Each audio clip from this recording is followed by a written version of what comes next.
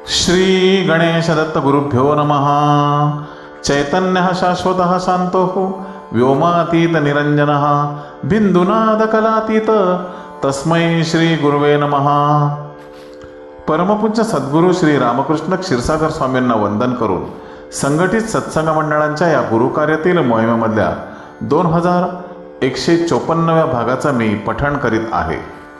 आज फाल्गुन अमावास्या आणि चैत्र शुद्ध प्रतिपदा. आज गुढीपाडवा, गुरुवार दिनांक 19 मार्च 2026. अमृत कलश पुष्प 8 यातील कली आणि कलियुग या अध्यायाचे मी पठण करीत आहे. परमपूज्य सद्गुरू श्री रामकृष्ण क्षीरसागर स्वामी आपल्या प्रासादिक वाणीतून आशीर्वाद देताना म्हणतात, आपली भारतभूमी ही देवभूमी आहे. जेव्हा भूमीवर अधर्माची परिस्थिती निर्माण होते तेव्हा धर्माचे पुनरुत्थान करण्यासाठी भगवंत अवतार घेतात, असे भगवंताने गीतेत सांगितलेले आहे. अराजकता, हिंसाचार व अशा गोष्टी की ज्यामुळे भगवंताने निर्माण केलेल्या या सृष्टीतील चराचरांना हानी पोहोचेल, त्यांना सन्मानाने जगणे मुश्किल होईल, अशी स्थिती म्हणजे अधर्म. भगवंताने सृष्टीची रचना करताना मानव ही त्याची सर्वश्रेष्ठ कृती बनवली. तिच्या रक्षणासाठी ईश्वरी शक्ती सजग असते. या वसुंधरेच्या रक्षणासाठी भगवंताने वेगवेगळ्या युगात वेगवेगळे अवतार धारण केले. अगदी पहिला मत्स्यावतार होता, त्यानंतर कच्छ म्हणजे कूर्म, वराह, नरसिंह, वामन, परशुराम, श्रीराम, श्रीकृष्ण व बौद्ध अवतार असे एकंदर 9 अवतार झाले आणि 10वा कल्की अवतार होणार आहे. या अवतारांमध्ये जलचर, उभयचर, अर्धा पशु अर्धा मनुष्य व मानव अवतार या प्रकाराने भगवंताने या पृथ्वीवर निवास केला. युग म्हणजे सृष्टी रचनेची कालमापना पद्धती होय. हे कालमापनाचे परिणाम निमिषापासून सुरू होते. निमिष म्हणजे पापणीची उघडझाप करण्यासाठी लागणारा कालावधी. निमिष, काष्ठ, कला, मुहूर्त, दिवस, रात्र, सप्ताह, पंधरवडा, महिना अशी कालगणना आहे. 15 निमिषांची एक काष्ठा होते. 30 काष्ठांची एक कला, 30 कलांचा एक मुहूर्त आणि 30 मुहूर्तांची एक दिन रात्र होते. 15 दिवसांचा एक पक्ष, 2 पक्षांचा एक मास व 2 मांसाचा एक ऋतू होतो. 3 ऋतूंचे एक अयन होते. 6 महिने उत्तरायण व 6 महिने दक्षिणायन मिळून एक सौर वर्ष होते. अनेक वर्षांच्या निश्चित अवधीचे नाव युग आहे. प्रत्येक युगाचे आयुष्यमान वेगवेगळे आहे. 4 युगे 1000 वेळा येऊन गेली की ब्रह्मदेवाचा एक दिवस होतो. ब्रह्मदेवाचे आयुष्य 100 वर्षे आहेत. त्यातील 50 वर्षे संपली आहेत. ब्रह्मदेवाच्या एका दिवसाची समाप्ती आणि रात्रीचे आगमन याचेच नाव प्रलय आहे.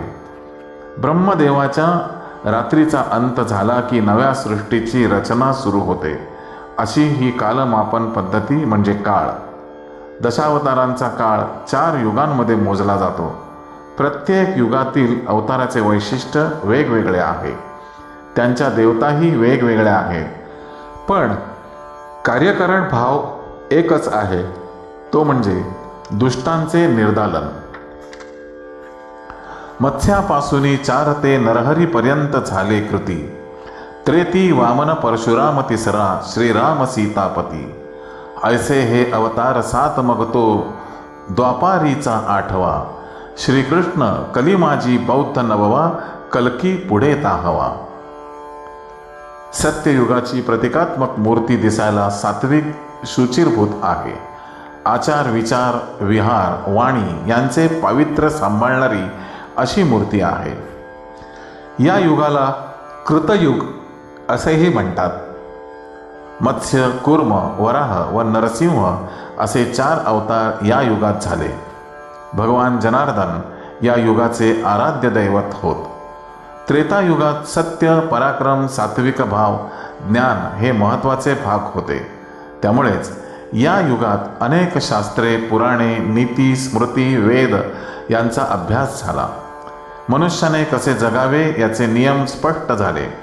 आदर्श राजा कसा असावा, राजाने प्रजेकडून किती दंड आकारावा, अशा अनेक सूक्ष्मातील सूक्ष्म गोष्टींचा विचार करून ऋषीमुनींनी आचारधर्माची निर्मिती ग्रंथाद्वारे आपल्यासाठी करून ठेवली.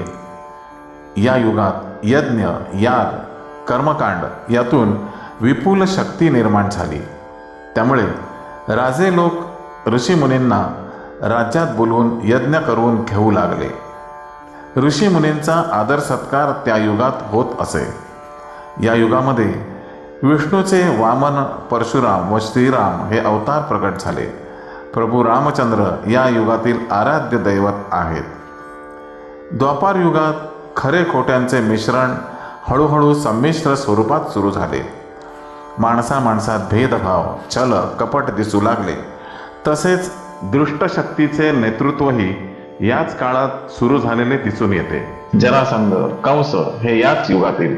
लोकांवर खूप अत्याचार झाले, रक्तपात झाला, अधर्माची स्थिती आली. तेव्हा या युगात पूर्ण परमात्मा स्वरूपाचा भगवान श्रीकृष्णाचा अवतार झाला. भगवंताने मनुष्याला वाणी दिली, त्यामुळे त्याला बोलता येते.